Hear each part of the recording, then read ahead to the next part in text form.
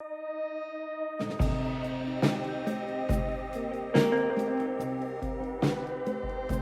Indian Premier League is undoubtedly cricket's biggest showpiece annual event.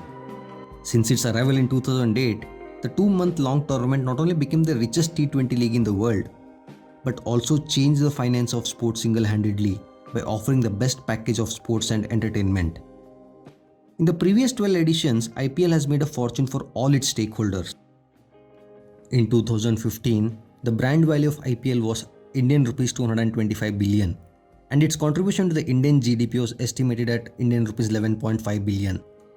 The brand value of T20 league rose to Indian rupees 480 billion in 2019, almost twice of what it was in 2015. While the nation's GDP decreased by 37% in the period, IPL's brand value doubled, showcasing the importance of the league for the nation's cricket as well as the economy. However, due to the COVID-19 pandemic, the schedule of the 2020 edition of the IPL was indefinitely postponed, and it was feared that the tournament would be cancelled.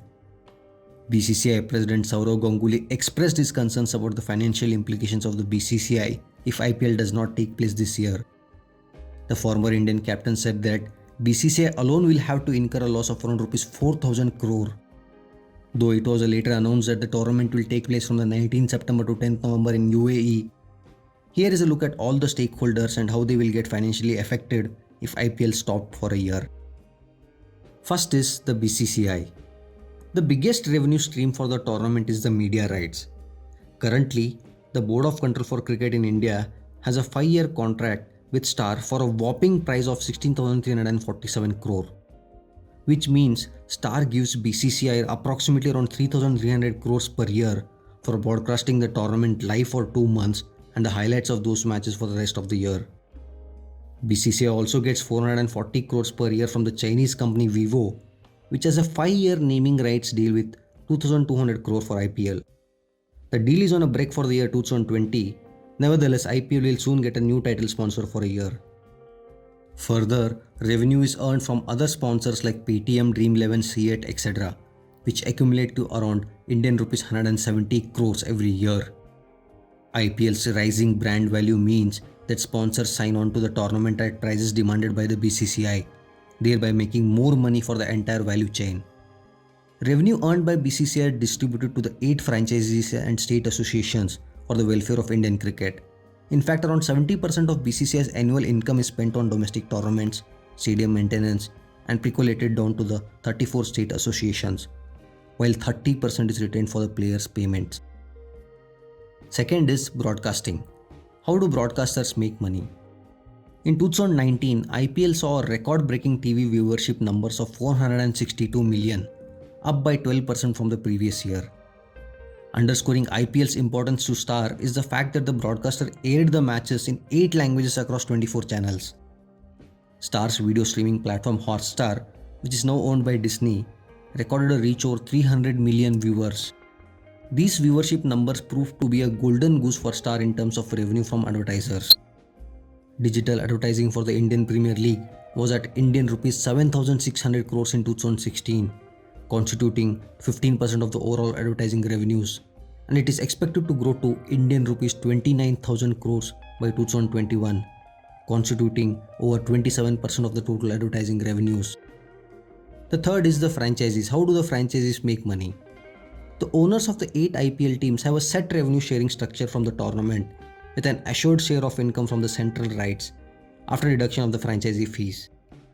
From 2018 season onwards, under the new rights deal, franchisees started to receive 50% share of the central rights income, 45% as standard franchisee share, while the remaining 5% is variable based on where each franchisee finishes at the end of the season. Each team received around Rs 218 crores annually from their share of central rights income. The IPL also shares 50% of the title sponsorship money with the 8 franchises. It is understood each franchisee earns over 20 crore Indian rupees from the league's naming rights deal. With Vivo being suspended for the year, this earning might reduce but will not be a significant loss given that it is a one-time deficit. Franchisees also earn 10% of the revenue from ticket sales and the food stalls inside the stadium premises. Furthermore, merchandises like caps, t-shirts, keychains, mugs, etc. is also a significant source of income. Merchandising revenue increases with every instances of changing in franchisee's logo or a jersey design. Now coming to the second last point, the foreign cricket boards, how do they get into the picture?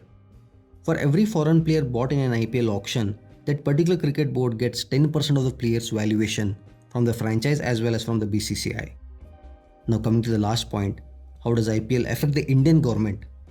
In 2018, news report indicated that BCCI has paid Rs 3,500 crores in tax since the launch of the IPL. Although this figure is disputed, estimates indicate that at an average, the board pays 1,000 crores a year towards tax. The Indian government also levies tax on tickets sold, remuneration paid, airline tickets sold for each team's travel, hotel stay, other transports like match equipments, etc. Therefore, BCCI has found a way to make money for all the stakeholders while providing quality cricket for fans. With so much at stake, surely a miss of one IPL would mean huge notional and actual losses to all the stakeholders.